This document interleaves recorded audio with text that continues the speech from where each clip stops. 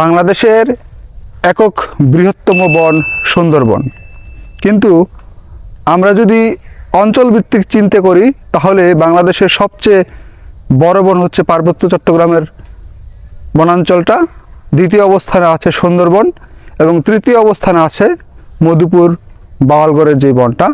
ঠিক আমি এখন যে জায়গাটা দাঁড়িয়ে আছি এটা হচ্ছে মধুপুর বাওয়ালগড়ের মাঝখানে অবস্থিত একটা জায়গা, খুবই রিমোট একটা জায়গা।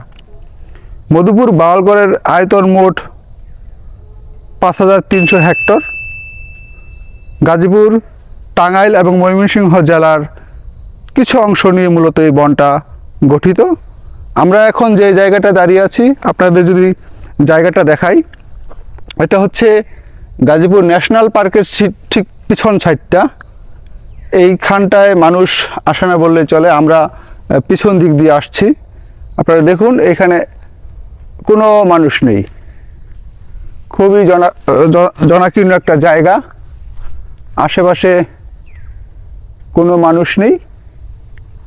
তো আপনারা যারা অ্যাডভেঞ্চার প্রিয়, একদিনের ট্রাভেল করতে আসলে আপনারা এই জায়গাটা আসতে পারেন।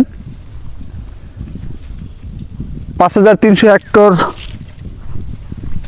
বিস্তৃত এই বনভূমি প্রধান যে উদ্ভিদ সেটা হচ্ছে শাল বৃক্ষ বা গজারি বৃক্ষ, আরও নানান প্রকার ঔষধি গাছ আছে।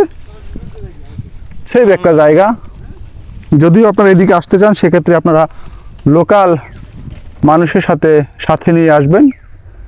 একা আসলে অনেকে হয়তো বা ভয় পেতে পারেন, কিন্তু এমনিতে জায়গাটা সেফ। সবচেয়ে মজার বিষয় হচ্ছে পৃথিবীতে এরকম 4টা দেশ আছে যেটার আয়তন বাংলাদেশে অবস্থিত যে মধুপুর বাওয়ালগড় এর থেকেও ছোট। আমি যদি স্কোয়ার কিলোমিটার হিসেব করি তাহলে বাংলাদেশের যে মধুপুর বাওয়ালগড় সেটার মোট যে আয়তন সেটা হচ্ছে 53 স্কোয়ার কিলোমিটার। অন্যদিকে পৃথিবীতে এরকম কিছু কান্ট্রি আছে, যেরকম ভ্যাটিকান সিটি, সেটার মোট আয়তন হচ্ছে 0.44 স্কোয়ার কিলোমিটার।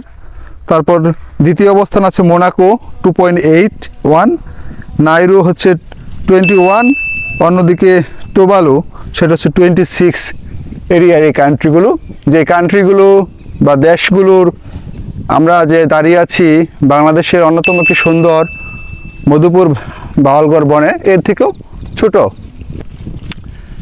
আপনারা বিশেষ করে এখন ঘোরার মৌসুম, আপনারা যারা অ্যাডভেঞ্চার প্রিয় তারা এখানে আসতে পারেন, কিন্তু স্থানীয় কোনো মানুষ নিয়ে আপনারা অবশ্যই এখানে আসবেন। রাতে ক্যাম্পিং করার জন্য জায়গাটা বেস্ট, কিন্তু স্থানীয় মানুষরা এখানে না আসাই ভালো। বিশেষ করে গহীন জঙ্গলের ভিতরে রাস্তার আপনারা ভুলে যেতে পারেন, অথবা সিকিউরিটির কিছুটা ব্যাপার থাকেই। কিন্তু একদিনের ট্যুরের জন্য ঢাকা বা ঢাকার আশেপাশে পার্শ্ববর্তী জেলার এখানে আসাটা সবচেয়ে সুন্দর একটা জায়গা। যারা একটু অ্যাডভেঞ্চার প্রিয়, রাতে ক্যাম্পিং করার জন্য জায়গাটা সুন্দর। তো আপনারা আরেকবার দেখুন, শুধু জঙ্গল আর জঙ্গল, আশেপাশে কোনো মানুষ নেই। যারা ঢাকা বা পার্শ্ববর্তী এলাকা থেকে আসবেন তারা চৌরাস্তা হয়ে তারপর সরাসরি ভাওয়াল ন্যাশনাল পার্ক বললেই হবে। আমরা পিছন সাইড দিয়ে আসছি, এই সাইড দিয়ে অনেকে আসে না, উন্মুক্ত একটা জায়গা। তো আপনারা দেখুন আশেপাশে কেউ নেই, শুধু জঙ্গল আর জঙ্গল। ধন্যবাদ সকলকে।